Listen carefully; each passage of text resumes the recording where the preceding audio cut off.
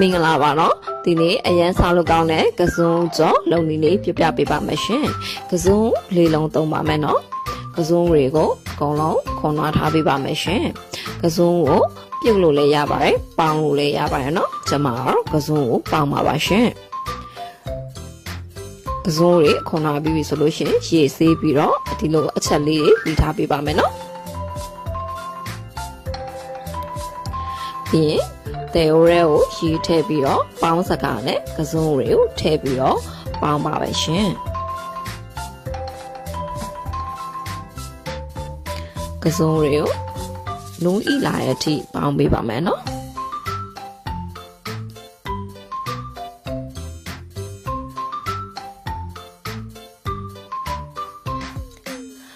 ကစုံတွေလုံးဤလာပြီဆိုလို့ရှိရင်စလုံးတစ်လုံးနဲ့ကိုဆဲထည့်ပေးပါနော်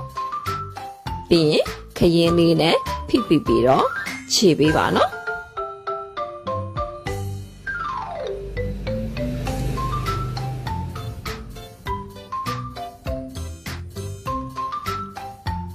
ကစုံတွေအကောင်လုံးကြည်သွားပြီဆိုလို့ရှိရင်ရေနှစ်စုံထည့်ပေးပါမယ်ရှင်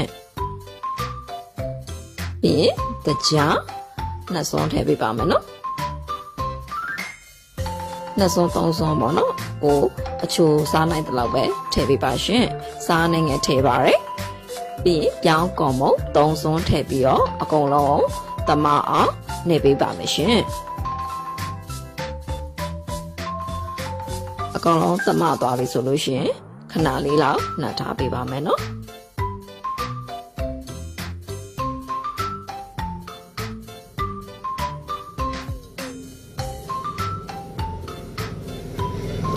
စစ်စစ်ပိုင်ပိုင်လေးဖြစ်တဲ့အထိနေပေးပါနော်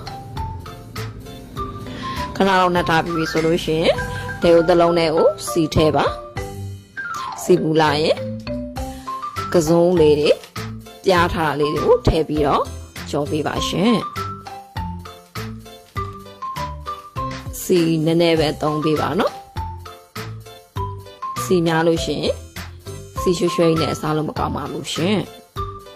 တစ်ဖက်ရဲပြီဆိုရင်တစ်ဖက်ကိုလမ်းပေးပါနော်နှစ်ဖက်လုံးရဲသွားပြီဆိုလို့ရှိရင်အရန်ဆောက်လို့ကောင်းတဲ့ကစုံကြောလေးရပါပြီရှင်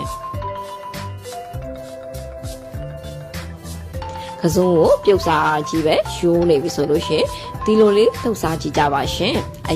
ရန်စားလို့ကောင်းတော့ပါရှင်ကြည့်ရှုပေးတဲ့တဦးတစ်ယောက်ချင်းစီကိုကျေးဇူးတင်ပါတယ်ရှင်ကျမရဲ့ channel လေးကိုလည်း subscribe လုပ်ပြီးသွားကြပါအောင်နော်မင်္ဂလာရှိသောနေ့လေးဖြစ်ပါစေရှင်